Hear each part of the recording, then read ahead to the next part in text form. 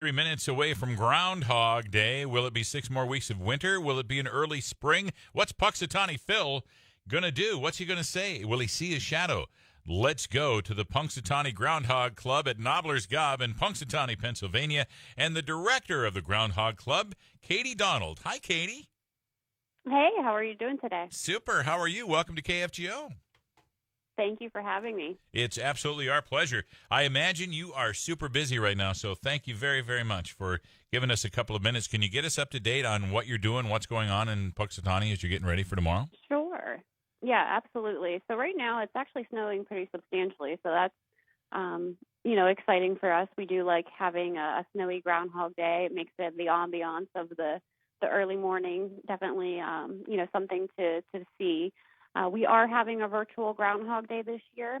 We will have no in-person attendance. Phil will be making his annual prediction, as always, but we will just have the inner circle and a few media folks here with us this year. So we're starting out the morning with a pre-show, and that's a pre-recorded piece that will be on groundhog.org, and that will go into the live track and Phil's prognostication.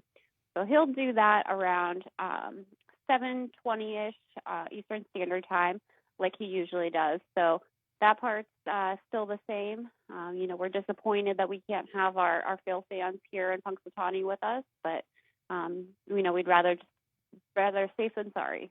I understand. Now, if he sees his shadow, if it's clear tomorrow, that means an early spring. Is that right?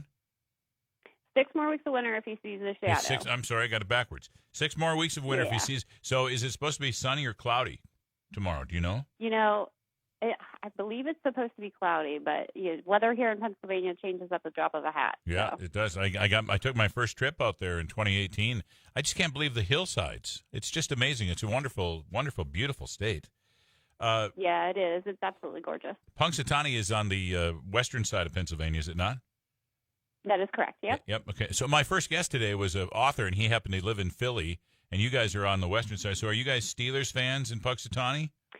Oh, we definitely are Steelers fans, that's for sure. Okay. Steelers and Penguins. Okay, gotcha. Because, he was, all Eagles, and Carson Wentz is from Fargo, sure. So there's the common denominator right there. I was always hoping Carson would have went to the Steelers anyway, but we can get off on a different conversation some other time.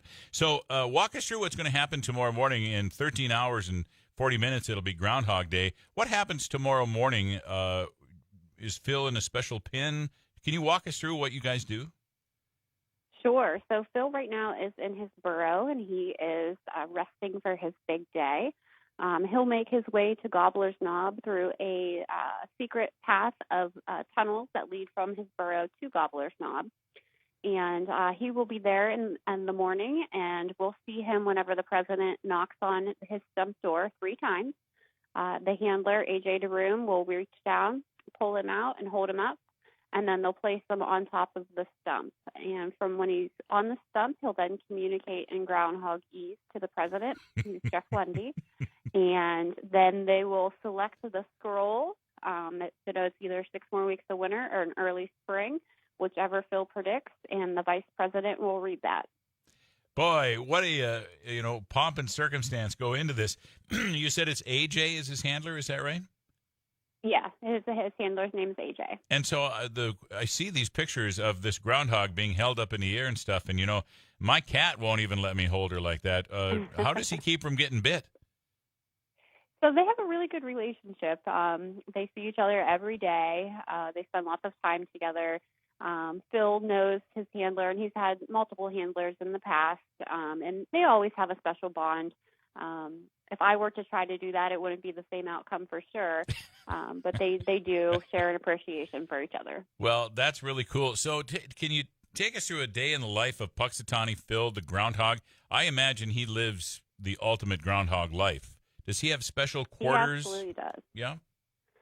Yeah, he absolutely does. He lives in his burrow, which is located in Barclay Square. It's our town park. Essentially, it's a mini zoo habitat area. So he's in there with his wife, Phyllis. It's a climate-controlled environment, so they never fully hibernate. The handler goes in every day to feed and give him water and to check on him and whatnot. and it is connected with the library. So whenever there isn't COVID and the library's open, the kiddos are able to see him from inside the children's library section. So he gets lots of visitors throughout the day with that. There is the viewing window from the outside as well. That's in Barclay Square. So visitors can stop by and see Phil at any time. That's where he lives. And yeah, he lives there, and he's there for everybody to see, and he enjoys meeting new fans. You know, people press their little noses up against the window to get a glimpse of him.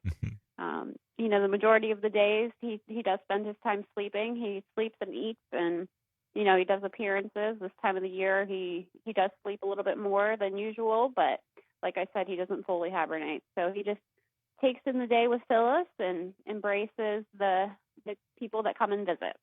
We're talking with Katie Donald, who's the director of the Punxsutawney Groundhog Club in Punxsutawney, Philadelphia, at Gobbler's Knob, as we're getting ready for Groundhog's Day tomorrow. So, Katie, can you give us some background about how this all got started? Where did Groundhog's Day come from?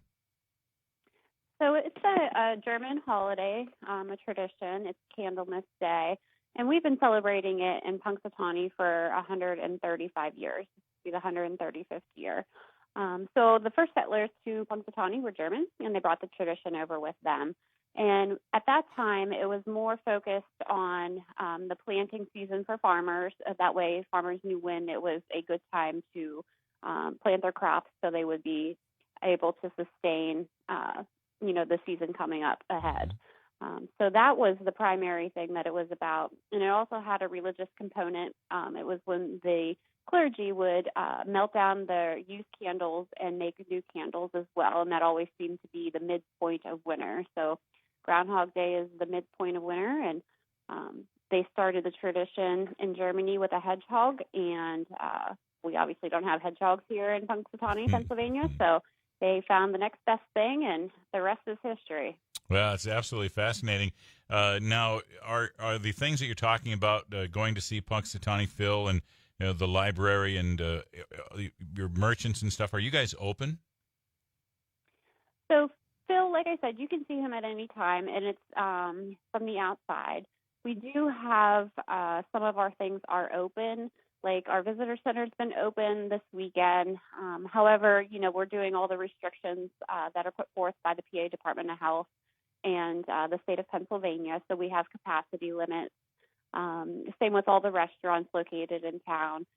Primarily with Groundhog Day itself, like I had said before, though, it is going to be closed to in person.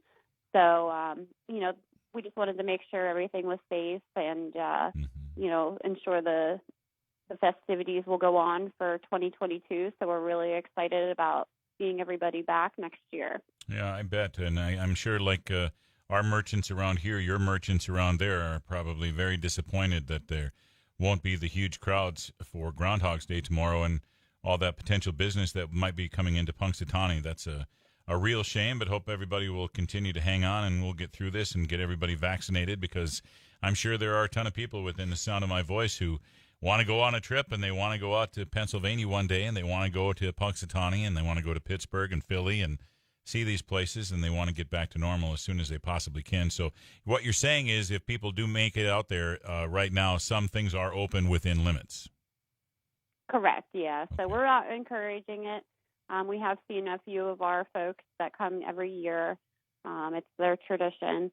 But, we're really pushing for folks to come when everything's safe and open, and in 2022. It'll be a fantastic year. There'll be a lot of great things going on. So, we're really hoping that folks will watch us live on our Facebook and YouTube on groundhog.org as well. So it's a great way to see us. It's a safe way to see us this year. So really looking forward to it and looking forward to 2022. And, Katie, your coverage starts tomorrow morning at 6:30 Eastern Time. Is that right? It does, yep. Okay. 6:30 Eastern Standard Time. And what time will Punxsutawney Phil be out doing his job? So the Inner Circle will start their trek about 7:05, and then Phil will do his prognostication about 7:20, 7:25. Okay. Well, I hope it's great news for all of us tomorrow, Katie. Katie. I know. Fingers crossed for an early spring. Amen to that. Some kind of good thing. You got some snow to melt out there. Oh, yeah, we do. That's for sure. Katie Donald is director of the Punxsutawney Groundhog Club at Gobbler's Knob in Punxsutawney, Pennsylvania, joining us today about Groundhog's Day tomorrow. Katie, thank you so much for joining us today. I hope it's just a huge day tomorrow, and we'll all be watching online. All right. Thank you so much for having me. Thank you, Katie. Take care. KFGO time is coming up on 4:52.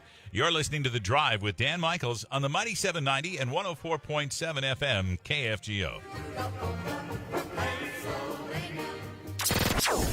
This is News Radio KFGO. Weather.